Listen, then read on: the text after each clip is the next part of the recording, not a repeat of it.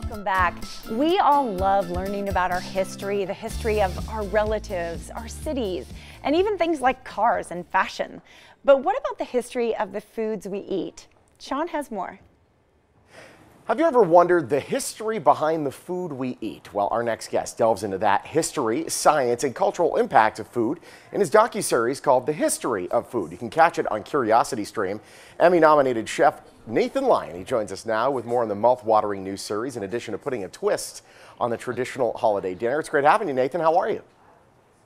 Thanks, Sean. Happy holidays, buddy. A happy holiday to you as well. So let's talk about this. The History of Food. This is a 5-part series. Tell us about it.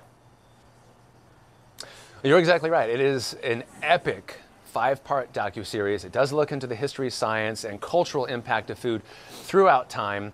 When you think about the arc of the history of food, it wasn't really that long ago that we first started cooking with fire. About 95% of our day was looking for food. Yeah. And then now you sit back and you realize, look at all the bounty that we have on our holiday tables. And that didn't happen in a very long period of time.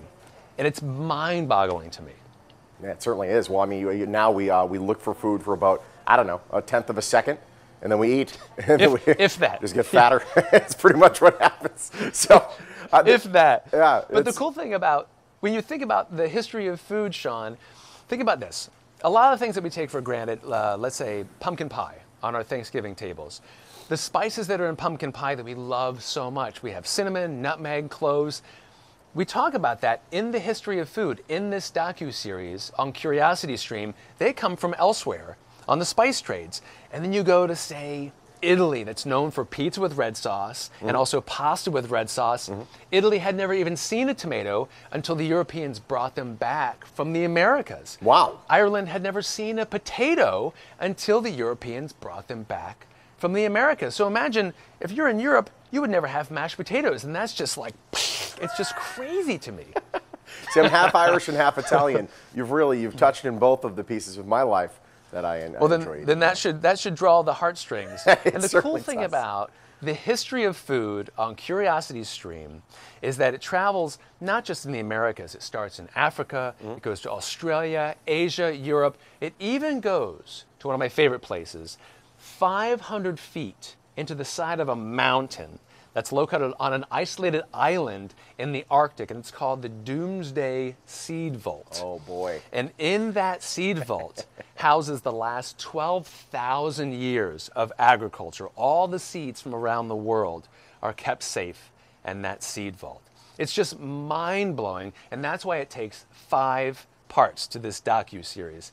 And actually, Sean, in the spirit of giving, if you go to CuriosityStream.com and you sign up for a year's subscription before the end of the month, so you have a couple days still, you get 40% off the year's subscription. That comes to $1 a month.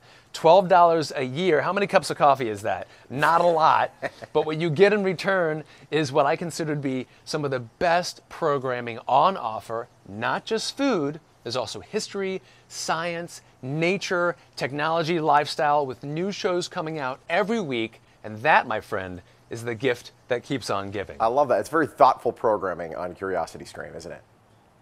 Definitely, Sean. That's definitely. That's and awesome. there's never an end. So when you're done filling your bellies with all your friends and family sitting back, you can also fuel the brain as well before you get back up and go get seconds. I'm still just a little taken aback by this doomsday thing, but I can, I could see it happening. It just happens, and then all of a sudden it's like, hey, all right, everything's fine outside. I'd sure like to have a tomato. Yeah. Boom. Exactly. And so what's part of the series as well is like fermented food. So think about champagne for New Year's, beer, wine, sourdough bread. If you like chocolate, that's fermented.